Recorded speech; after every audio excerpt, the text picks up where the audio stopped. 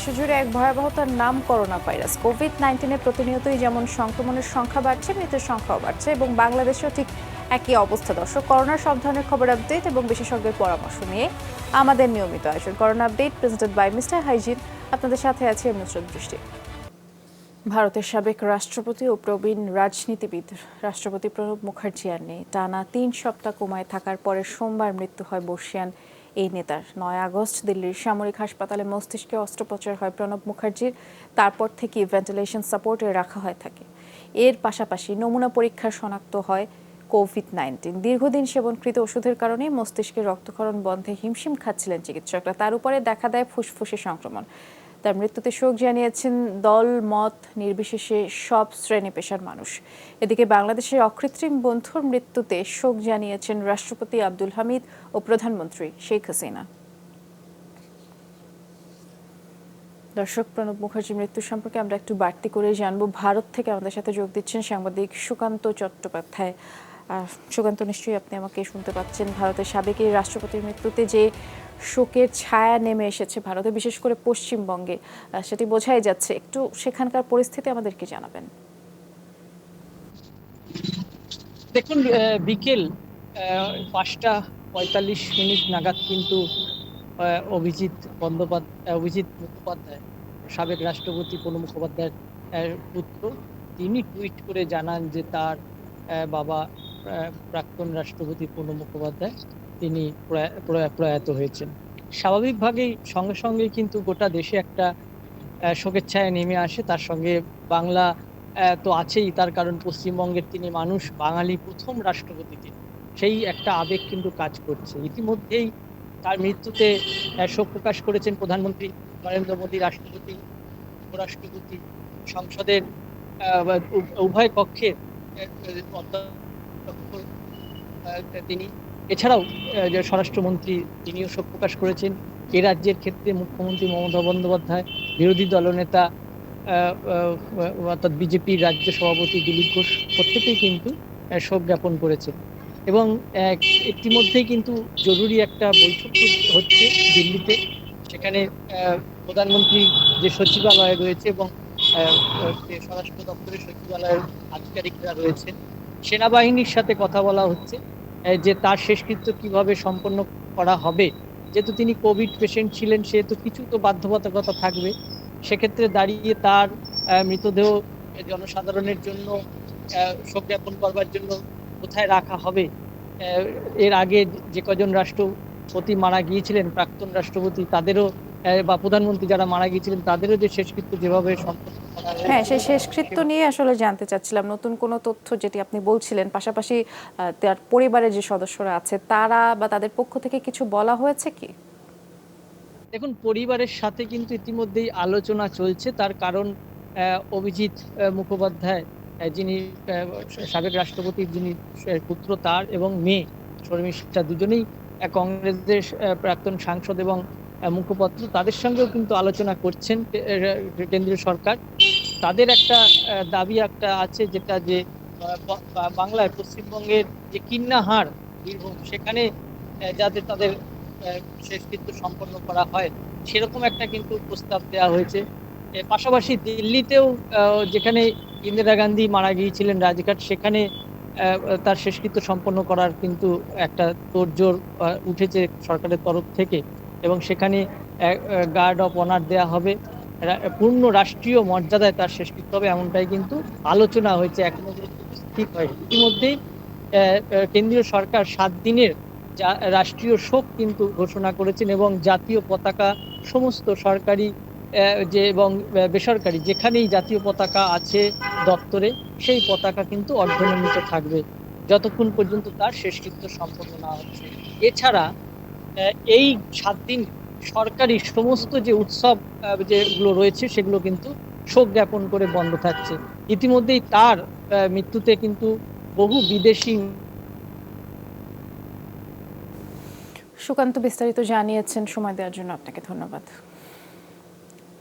প্রণব মুখার্জির মৃত্যুর পরে যমুনা টেলিভিশনের সাথে কথা বলেছেন তার শ্যালক কার্তিক ঘোষ।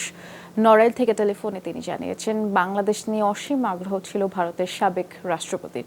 চরম দুঃসময় খোঁজ খবর নিয়েছেন দেশের মানুষের। সরকারের কাছে দ্রুত ভারতে যাবার আবেদন করার কথাও জানান কার্তিক ঘোষ। সবসময় জানি দাদা কাছে যতবার গেছি, বাংলাদেশ কিভাবে ভালো থাকবে, বাংলাদেশের কি হবে, পরিসর কি, শেখ পরিবার, ওখানে পরিবার মনে হতো খুব কাছে মানুষ। বাংলাদেশের লোকজন ভারতের নলেজে কিরকম বাড়ির মতন ছিল, আর কি বলবো। দিদি মারা গেল, আমি 10 নম্বর রাজাতি পার্কে গেছি। দাদা আমারে অনেক সংবাদ পড়ে এটাকে নিয়ে গেল, নিয়ে যে বললো, তোমরা কেমন আছো, তুমি কি খেয়েছো, বাংলাদেশের সবাই কি ভালো। আমাদের চিন্তা উনি করতেন না, বাংলাদেশের সাধারণ জনগণের চিন্তা উনি করতেন। এরকম হাজারো গল্প, আর কি বলার আমার আজ। আমরা তো এটি মেরে গেলাম, যোগাযোগ করতেছি বয়স্ক মন্ত্রণালয় অথবা শেখ রেহেনা আবার কাছে আমার কিছু নেই।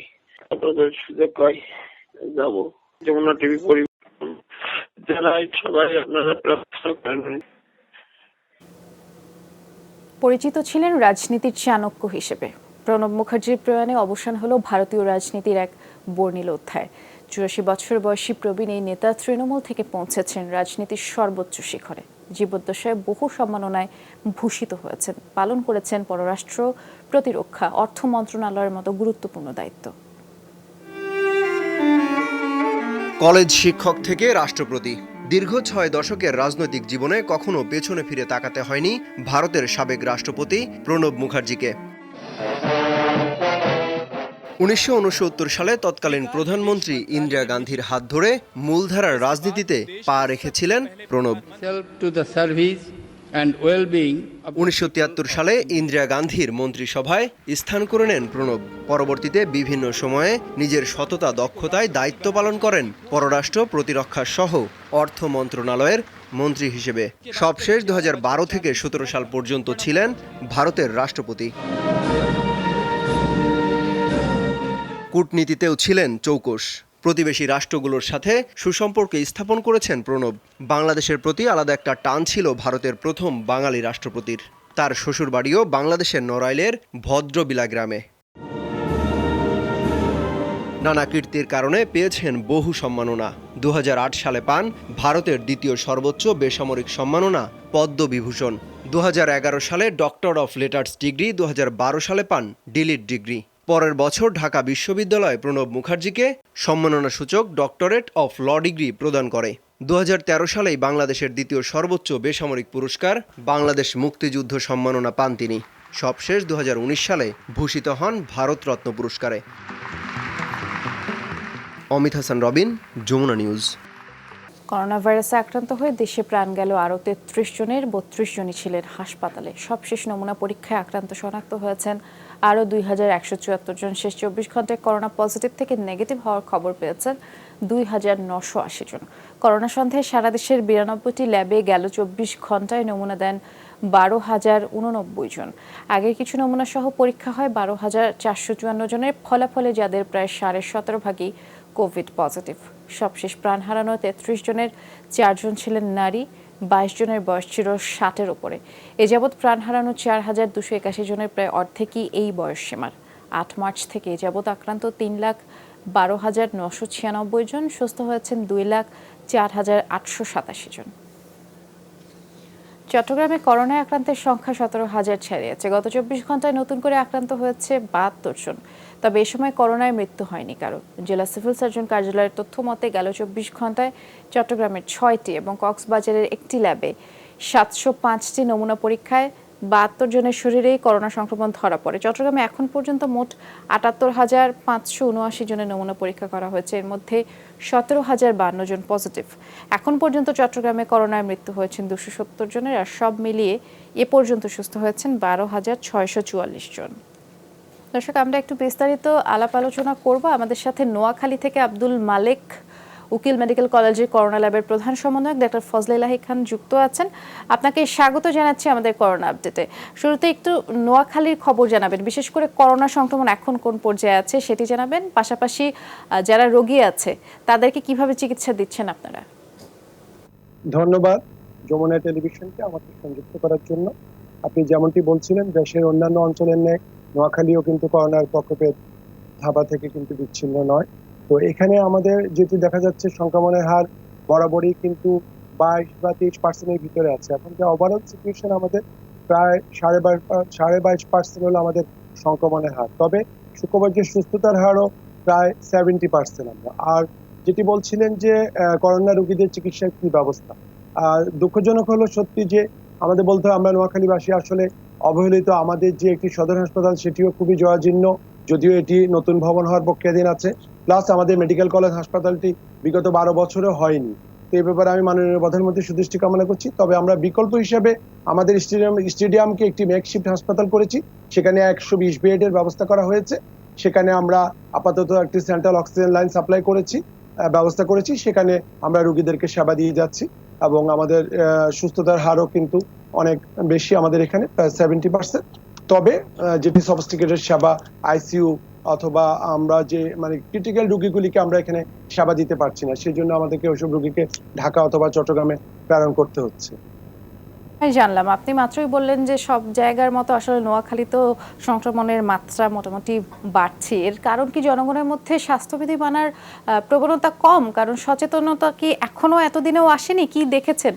এছাড়া যারা সাধারণ জনগণ আছেন তাদের মধ্যে সচেতনতা তৈরিতে আপনাদের পক্ষ থেকে কোনো পদক্ষেপ আছে কি? ধন্যবাদ। আসলে মানুষ সারা বাংলাদেশে মানুষ আসলে এতটা কেয়ারলেস, এত কিছু, এত প্রচারণা। আপনারা যেমন মিডিয়াতে, প্রিন্ট এবং ইলেকট্রনিক মিডিয়াতে প্রচারণা চালাচ্ছেন, আমরা আমাদের স্বাস্থ্য দপ্তর বা আমাদের স্বাস্থ্য বিভাগ, জেলা প্রশাসন, পুলিশ প্রশাসন হতে সব দিক থেকে, এবং আমাদের মাননীয় এমপি মহোদয় উনি সামনে থেকে নিজেই স্বাস্থ্যবিধি মেনে চলার জন্য নিজে অলওয়েজ মাস্ক পরে থাকছেন। এমনকি উনি নিজে উদ্যোগে প্রায় 2 লাখ মাস্ক বিতরণ করেছেন। তারপরেও কিন্তু মানুষের মধ্যে কিন্তু সেরকম স্বাস্থ্য সচেতনতা দেখা যায় না, কারণ মানুষ মনে করছে যে করোনা থেকে হয়তো আমরা মুক্ত হয়ে গিয়েছি। কিন্তু আসলে আমরা প্রতিদিনই দেখছি মৃত্যুর হারের দিকে খেয়াল করলে, বা প্রতিদিনই কিন্তু আমাদের 50-60 জন করে মৃত্যুবরণ করছে, এবং বিশেষ করে বয়স্ক যারা। তো এই জন্য আমার রিকোয়েস্ট থাকবে আপনারা যেন আপনাদের বয়স্ক যারা মুরব্বী, আপনাদের মা বাবা বা বয়স্ক মুরব্বীদের কথা চিন্তা করো, আপনারা দয়া করে স্বাস্থ্যবিধি মেনে চলুন। কারণ এই ক্ষেত্রে দেখা যাচ্ছে গ্রামে গঞ্জে তো একেবারেই দেখা যাচ্ছে না, এমনকি শহরেও কিন্তু মানুষের মধ্যে কিন্তু এই স্বাস্থ্যবিধি মেনে চলার প্রবণতা অত্যন্ত কম। জ্যেষ্ঠ আছে বাড়িতে, সবাইকে সতর্ক থাকতে বলছেন।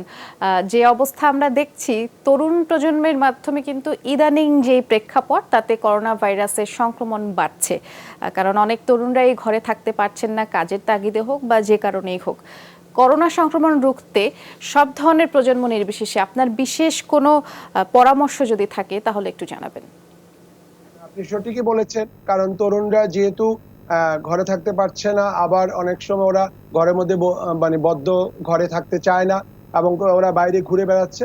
কিন্তু ওরা যেন বাইরে গেলেও স্বাস্থ্যবিধি মেনে চলা, যে সোশ্যাল ডিস্টেন্সিং, মাস্ক পরিধান করা, বারবার হাত ধোয়া, এগুলি না করলে যেটি হচ্ছে যে ওরা বাসায় ফিরলে ওদের যে বাসায় ফ্যামিলি মেম্বার, কারণ বাসার ভিতরে দেখা যাচ্ছে যে কেউ মাস্ক পরে থাকছে না, তখন তার বৃদ্ধ বাবা মা, দাদা দাদি, নানা নানি, ওরা কিন্তু ইনফেক্টেড হচ্ছে। তো আমরা দেখতে পাচ্ছি এইসব কারণে যেহেতু তরুণদের মধ্যে সংক্রমণের হার বেশি থাকলেও ওদের কিন্তু সুস্থতার হার বেশি, এবং ওদের মধ্যে কিন্তু খারাপ হচ্ছে না ওরা। তো কিন্তু ওদের মাধ্যমে হয়ে এই ভাইরাসটি ওদের বৃদ্ধ বাবা মা বা দাদা দাদি বা আরো আত্মীয় স্বজন যারা বৃদ্ধ আছে ওরা আক্রান্ত হচ্ছে, এতে করে কিন্তু মর্টালিটির হার বাড়ছে। আমরা যেটি দেখছি, প্রথম দিকে তরুণরাও কিন্তু অনেকেই মারা গিয়েছিল, কিন্তু এখন কিন্তু তরুণদের মধ্যে দেখা যাচ্ছে যে সেটি ওদের যে ভাইরাসের এগেইনস্টে ফাইট করার ক্ষমতা বৃদ্ধি পেয়েছে। কিন্তু বৃদ্ধরা কিন্তু প্রতিনিয়তই কিন্তু খারাপ হয়ে যাচ্ছে। আমরা যে পরিসংখ্যান দেখি, ওখানে মৃত্যুর হার অধিকাংশই কিন্তু আফটার 50, এবং যাদের কোমরবিড কন্ডিশন আছে, ডায়াবেটিস, হাইপারটেনশন, কিডনি ডিজিজ আর দীর্ঘমেয়াদী ফুসফুসের কোনো রোগ থাকলে ওদেরই দেখি খারাপ হয়ে যাচ্ছে। অনেক ধন্যবাদ ডাক্তার ফজলে ইলাহি খান, আপনি আমাদেরকে সময় দিয়েছেন, বেশ কিছু পরামর্শ দিয়েছেন। ভালো থাকবেন আপনি। যেখানেই করোনার ভ্যাকসিন তৈরি হোক সেটা দ্রুত আনতে চেষ্টা চালিয়ে যাচ্ছে সরকার। স্বাস্থ্য ও পররাষ্ট্রমন্ত্রী জানিয়েছেন নানা কারণে অগ্রাধিকার পাবে বাংলাদেশ। এদিকে করোনায় আজও ৩৩ জনের মৃত্যু হয়েছে, নতুন করে শনাক্ত হয়েছে ২,০০০-এর বেশি মানুষ। বিশ্বজুড়ে করোনা মহামারী শুরুর পর গত ৮ মার্চ দেশে প্রথম রোগী শনাক্ত হয়। প্রায় ৬ মাসে এই ভাইরাসে আক্রান্ত হয়েছেন ৩ লাখেরও বেশি মানুষ, প্রাণ হারিয়েছেন ৪,২৮১ জন। গত ২৪ ঘন্টায় মৃত্যু হয়েছে ৩৩ জনের, শনাক্ত ২,১৭৪। কোনো দিন মৃত্যুর সংখ্যা কমলেও নমুনা পরীক্ষার অনুপাতে শনাক্তের হার কমছে না খুব একটা। এমন বাস্তবতায় বিশ্বজুড়ে আলোচনায় করোনা ভ্যাকসিন। স্বাস্থ্যমন্ত্রী জানিয়েছেন টিকা পেতে রাশিয়া, চীন সহ বিভিন্ন দেশের সঙ্গে যোগাযোগ করছে সরকার। কোরিয়ার রাষ্ট্রদূতের সাথে বৈঠকের পর জানান ভ্যাকসিন ট্রায়ালের বিষয়ে কোনো সিদ্ধান্ত হয়নি এখনো। তারা বলেছে যে তারা G2G করতে চায় এবং যদি বাংলাদেশে এখানে ভ্যাকসিন তৈরি করার ফ্যাসিলিটি যদি থাকে তাহলে পরে তারা বাংলাদেশেও তৈরি করার জন্য অনুমোদন দিতে পারে। এটা চিঠির মাধ্যমেই তারা জানিয়েছে। অন্য এক অনুষ্ঠানে পররাষ্ট্রমন্ত্রী জানান যত তাড়াতাড়ি সম্ভব ভ্যাকসিন আনার চেষ্টা করছে সরকার। যদি ভ্যাকসিনটা বের হয় তাতে আমরা আমাদের জনগণকে কত তাড়াতাড়ি এই ভ্যাকসিনটার সেবা দিতে পারি সেই পারে আমরা সচেষ্ট। এখন সেইখানে যারা তৈরি করবেন আগে তাদেরটা আমরা আনার জন্য যে কোনো দেশ আনার জন্য আমরা চেষ্টা করছি। আর দ্বিতীয়ত যদি এইখানে যদি অন্যান্য প্রতিষ্ঠান তৈরি করে একটা সুবিধা হবে। দুই মন্ত্রী বলছেন যেখানেই টিকা তৈরি হোক নানা কারণে সেটা পাওয়ার ক্ষেত্রে কিছুটা অগ্রাধিকার পাবে বাংলাদেশ। শরীফুল ইসলাম খান, যমুনা নিউজ, ঢাকা। আপনারা দেখছেন corona update presented by Mister Hygiene. আমরা একটা বিরতিতে যাচ্ছি, একটু পরে ফিরে আসছি, সাথে থাকুন।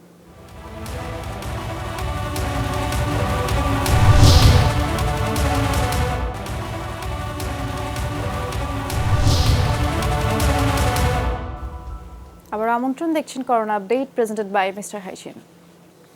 আগামীকাল থেকে স্বাভাবিক হচ্ছে বাসের ভাড়া। এখন থেকে 2 সিটেই বসবে যাত্রী, তবে স্বাস্থ্যবিধি মানার ক্ষেত্রে সতর্ক থাকার আহ্বান জানিয়েছেন বিআরটিএ চেয়ারম্যান। বাড়তি ভাড়া তুলে দেওয়ার আনুষ্ঠানিক ঘোষণা দিলেও অনেক যাত্রীর মাঝে শঙ্কা এর বাস্তবায়ন নিয়ে। করোনায় 31 মে থেকে সব বাসের ভাড়া 60 ভাগ বাড়িয়েছিল সরকার। 3 মাস পর বদল হলো সিদ্ধান্ত। মঙ্গলবার থেকে বাদ যাচ্ছে তা, করোনার আগের ভাড়াতেই চলবে বাস। সঠিক সিদ্ধান্ত, কারণ আমরা তো গরিব মানুষ, আমাদের দিতে কষ্ট হয়। দাঁড়ায় যেন লোকগুলো না নেয় সেটাই বেস্ট। সরকারি আদেশ মানছে না তো, তাহলে ভাড়া বেশি দিয়ে লাভ কি, যাত্রীদের তো লস। করোনা এখনও বিদায় নেয়নি, প্রতিদিনই মারা যাচ্ছে 30 জনের বেশি। এ অবস্থায় সব আসনে যাত্রী বহনের সিদ্ধান্তে খুশি নন অনেকে। আগের নিয়মটা ভালো ছিল, হয়তো খরচ বেশি হইতো কিন্তু ভালো ছিল, আমাদের নিজেদের জন্য ভালো ছিল। ওদের হাইজিনিক একটু মেনটেন করা দরকার, ওরা মাস্ক টাস্ক ব্যবহার করে না। এরকম থাকলে মনে হয় বেটার হইতো, আরো কিছুদিন হয়তো বা দেখা উচিত ছিল। চালক কর্মীদের কেউ বললেন দুপুর পর্যন্ত মালিক পক্ষের সরাসরি নির্দেশ পাননি। এটা জানি, কিন্তু মালিক পক্ষ থেকে এখন পর্যন্ত কিছু বলা হয় নাই। মালিকরা আজকে রাত্রে আমাকে ভোট বসলে পরে রাত্রে বলে দিবে, হেরা রাত্রে বললে পরে কালকে না আবার ওই যে আগের মতন বলে 2 জন করে মানে লোক বসাতে পারবো। করবে আর কি মালিকেরা জানে, এটা তো আমরা বলতে পারবো না। শর্ত অনুযায়ী বাসে দাঁড়িয়ে যাত্রী নেওয়া যাবে না, মানতে হবে স্বাস্থ্যবিধি। সবাইকে মাস্ক পরিধান করতে হবে, হ্যান্ড স্যানিটাইজার ইউজ করতে হবে এবং গাড়িতে যে যাত্রীদের মালামাল সেগুলো জীবাণুমুক্ত করে স্প্রে করে জীবাণুমুক্ত করে গাড়িতে তুলতে হবে।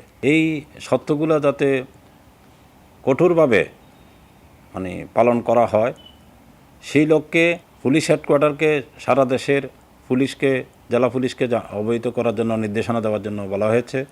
স্বাস্থ্যবিধি মানতে চালক শ্রমিকদের পাশাপাশি যাত্রীদেরও সচেতনতা জরুরি। আহমেদ রেজা, যমুনা নিউজ, ঢাকা। চট্টগ্রামে গণপরিবহনে লঙ্ঘিত হচ্ছে স্বাস্থ্যবিধি, আর এই অবস্থায় আগামীকাল থেকেই কার্যকর হচ্ছে আগের ভাড়া। অতিরিক্ত যাত্রী পরিবহনেও থাকছে বারণ, তবে যত সিট তত যাত্রী। এই নীতি কার্যকর হবে কিনা সন্দিহান যাত্রীরা। নির্দেশনা মানাতে প্রশাসনের অভিযানের তদারকি চান মালিকরাও। বেশ কিছুদিন ধরেই চট্টগ্রামের ছোট বড় সব গণপরিবহনের চিত্র এমন। স্বাস্থ্যবিধি না মেনে গাদাগাদি করে নেওয়া হচ্ছে যাত্রী। ভাড়াও দ্বিগুণ। এই অবস্থায় 1 সেপ্টেম্বর থেকে আগের নিয়মে ভাড়া আদায়ের নির্দেশনা দিয়েছে সরকার। সেই সাথে অতিরিক্ত যাত্রী না নেয়া, অর্থাৎ যত সিট তত যাত্রী, এই নীতিসহ স্বাস্থ্যবিধি মানতে বলা হয়েছে। তবে এই নির্দেশনার বাস্তবায়ন নিয়ে সন্দিহান সাধারণ যাত্রীরা। সামাজিক দূরত্বটা অন্য কোনো ক্ষেত্রে কিন্তু এটা বজায় রাখা হচ্ছে না। আপনি বাজারে গিয়ে দেখেন, বাজারে একজনের উপর 4 জন করতেছি। যখন বলছিল যে আপনার 2 সিটে একজন করে বসবে, ওইখানে তো কিছু হয় নাই। ওরা লোকালে আপনার দাঁড়ায় মানুষ তুলছে। গাড়িতে উঠলে দেখা যায় যে একজনের উপর একজন ধাক্কি করে নিচ্ছে, কিন্তু এরা বাড়তি বাড়াই নিচ্ছে। এখানে তো আর কিছু করার নাই। তো সুতরাং আগের নিয়মেই হওয়া ভালো। সিট ক্যাপাসিটির অতিরিক্ত যাত্রী বহন না করার ক্ষেত্রে এই বিষয়টা নিয়ে সতর্ক থাকতে হবে প্রশাসনকে। সরকারের দিক দিয়েও নজরদারি রাখা উচিত এবং নিজে থেকে ব্যক্তিগতভাবেও আমাদেরকে সচেতন হওয়া উচিত। সরকারের নতুন নির্দেশনা মেনে চললে মালিক ও শ্রমিক কেউ ক্ষতিগ্রস্ত হবে না বলছেন পরিবহন মালিক সমিতির নেতারা। তবে সিদ্ধান্ত বাস্তবায়নে প্রশাসনের কঠোর ভূমিকা চান তারা। আমাদের সার্জেনরা যদি দেখে কোনো গাড়িতে অতিরিক্ত যাত্রী আছে, দাঁড়িয়ে আছে, সেক্ষেত্রে আমরা সার্জেনরা যদি ওই গাড়িটা আটক করে, তাহলে কিন্তু ওই ড্রাইভার পরদিন আর উৎসাহিত হচ্ছে না। নির্ধারিত হারের অতিরিক্ত ভাড়া আদায় বন্ধে এবং স্বাস্থ্যবিধি লঙ্ঘন রোধে অভিযান চালাতে প্রস্তুত জেলা প্রশাসন। সার্বক্ষণিক আমরা নজরদারি করব, যাতে করে এ ধরনের দাঁড়িয়ে যাত্রী নেওয়া না হয়, স্বাস্থ্যবিধির হুমকি না ঘটে। চট্টগ্রাম জেলায় 18টি ভ্রাম্যমাণ আদালত 18 জন নির্বাহী ম্যাজিস্ট্রেটের নেতৃত্বে প্রতিদিন পরিচালিত হবে এবং সেক্ষেত্রে আমরা কঠোরভাবে বাস্তবায়ন করব, যাতে করে এই সরকারের নির্দেশনার কোনো ব্যত্যয় না ঘটে। গণপরিবহন চলাচলে শৃঙ্খলা ফেরাতে নিয়মিত অভিযানের দাবি ভুক্তভোগী যাত্রীদের। শোয়েব রহমান, যমুনা নিউজ, চট্টগ্রাম। আবার একটা বিরতিতে যাচ্ছি। দেখছেন corona update presented by Mister Hygiene. একটু পরে ফিরে আসছি।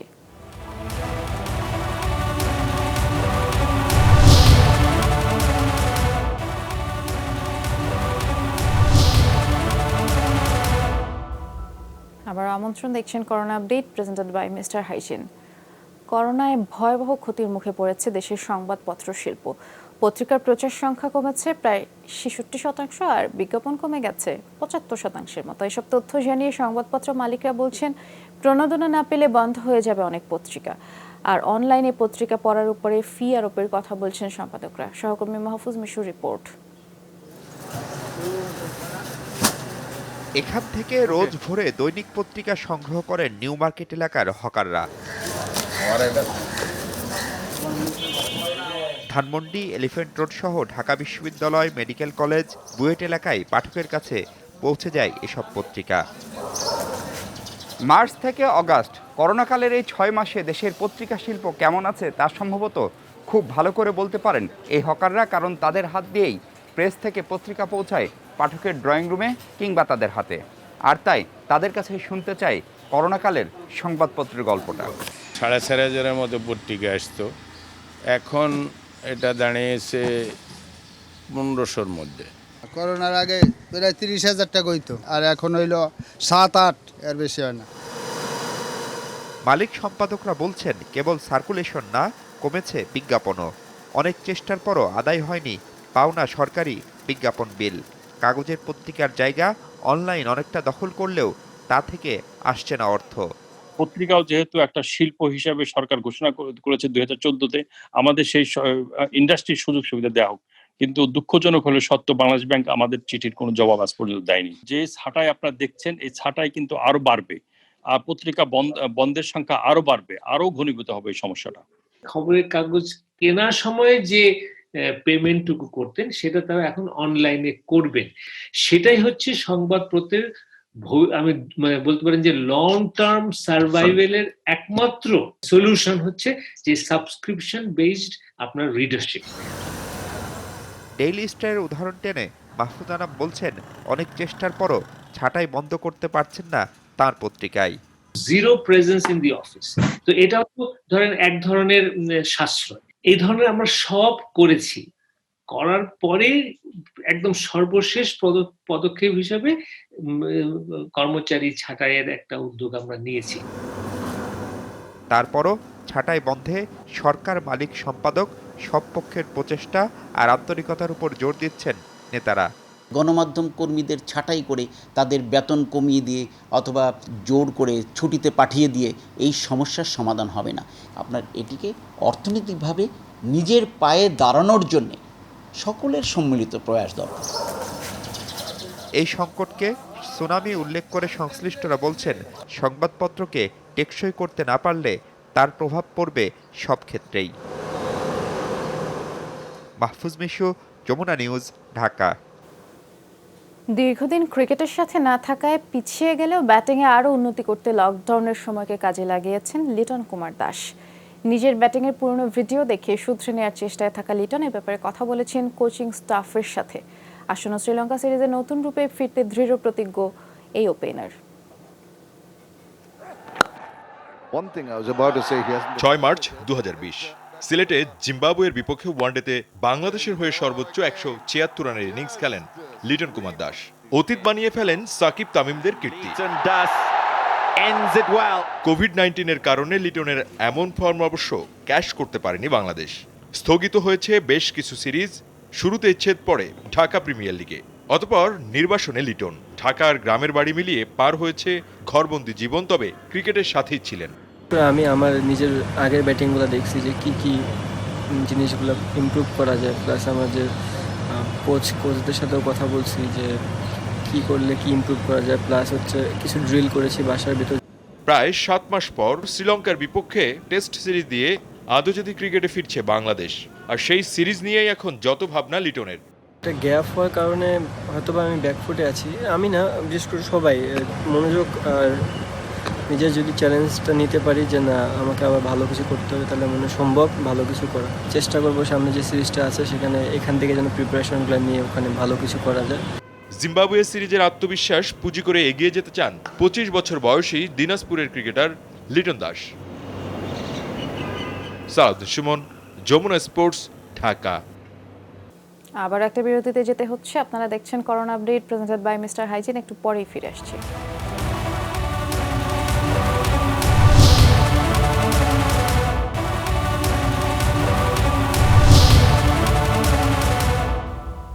আবার আমন্ত্রণ corona update presented by Mister হাইসিনে। করোনা ভাইরাসের প্রাদুর্ভাব অনেক হিসেব পাল্টে দিয়েছে। 2017 সাল থেকে টাকার মান ধরে রাখতে বাজারে শত শত কোটি ডলার ছাড়তে হয়েছে বাংলাদেশ ব্যাংককে, অথচ চলতি বছরের জুলাই থেকে উল্টো ভূমিকায় নেমেছে মুদ্রাবাজারের নিয়ন্ত্রক সংস্থা। এবার টাকা নয়, ডলারের পতন ঠেকাতে উদ্যোগ নেওয়া হয়েছে। আমদানি চাপ কমে যাওয়ায় ব্যাংকগুলোর কাছ থেকে উদ্বৃত্ত ডলার কিনে নেওয়া হচ্ছে। চলতি অর্থ বছরের শুরু থেকে 20 আগস্ট পর্যন্ত ব্যাংকগুলোর কাছ থেকে প্রায় 160 কোটি ডলার কিনেছে বাংলাদেশ ব্যাংক। করোনায় গত মার্চের মাঝামাঝি সময় থেকে দেশের ব্যবসা বাণিজ্যে স্থবিরতা দেখা দেয়। মূলধনী যন্ত্রপাতি, শিল্পের কাঁচামাল থেকে শুরু করে সব ধরনের পণ্য আমদানিও কমে যায়। এতে কমে গেছে বৈদেশিক মুদ্রার ব্যবহার, কিন্তু রেমিট্যান্স, রপ্তানি আয়, বৈদেশিক ঋণ ও অনুদান আসছে, তার বেশিরভাগই উদ্বৃত্ত থেকে যাচ্ছে। ডলার বিক্রি করতে না পারে ব্যাংকগুলো প্রতিদিনই কেন্দ্রীয় ব্যাংকের কাছে আসছে।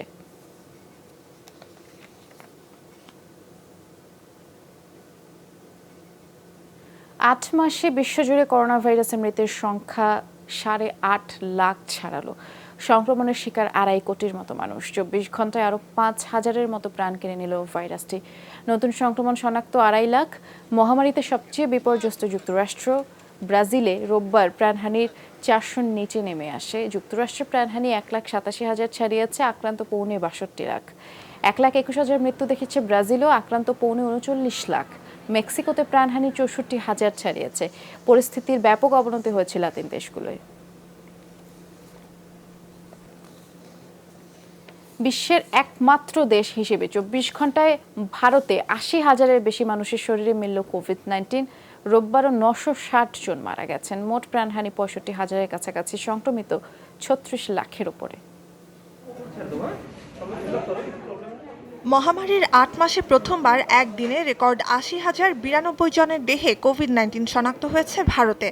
শুধু চলতি মাসে 28,000-এর বেশি মৃত্যু রেকর্ড করেছে দেশটি। গেল এক সপ্তাহে সংক্রমণের হার 3 গুণ বেড়ে 13.1% হয়েছে। এমন পরিস্থিতিতেও কড়াকড়ি শিথিলের সিদ্ধান্তে ক্ষুব্ধ অনেকে।